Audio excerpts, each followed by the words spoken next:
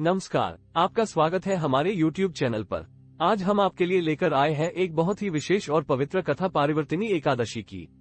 यह एकादशी क्यों महत्वपूर्ण है और इसके व्रत का क्या महत्व है, आइए जानते हैं इसकी पौराणिक कथा। पुराणों के अनुसार त्रेतायुग में बलि नामक एक बहुत ही शक्तिशाली असुर राजा हुआ करता था। राजा बलि अपनी दानशीलता और पराक्रम के लिए प्रसिद्ध था। उसकी शक्ति इतनी बढ़ गई थी कि उसने स्वर्गलोक पर भी अपना अधिकार जमा लिया था। इस कारण सभी देवता और इंद्र भगवान चिंतित हो गए। उन्होंने भगवान विष्णु से सहायता की प्रार्थना की। तब भगवान विष्णु ने वामन अवतार लिया। वामन एक छोटे ब्राह्मण बालक के रूप में राजा बलि के पास आए जब वह यज्ञ कर रहे थे। भगवान वामन ने बलि से 3 पग भूमि दान में मांगी। बलि ने ब्राह्मण बालक को देखकर प्रसन्नता से दान देने का वचन दिया। लेकिन वामन ने जैसे ही 3 पग भूमि मांगी, उनका आकार विशाल हो गया। पहले पग में उन्होंने स्वर्ग को नाप लिया, दूसरे पग में धरती को। अब तीसरे पग के लिए भूमि शेष नहीं बची। तब राजा बलि ने अपनी भक्ति और समर्पण से भगवान वामन के आगे अपना सिर झुका दिया। भगवान विष्णु ने राजा बलि की भक्ति से प्रसन्न होकर उन्हें पाताल लोक का राजा बना दिया और यह वचन भी दिया कि वे सदैव उनकी रक्षा करेंगे।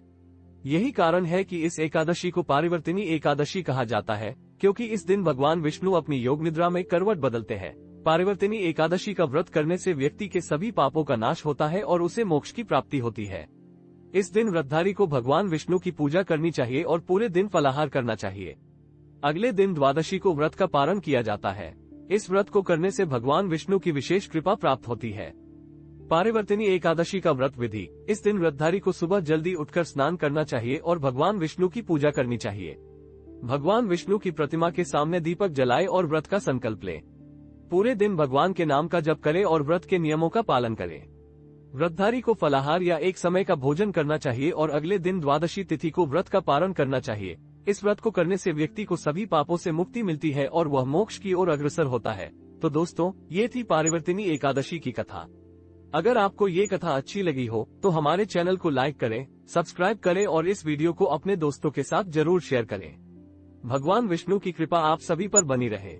जय श्री हरि।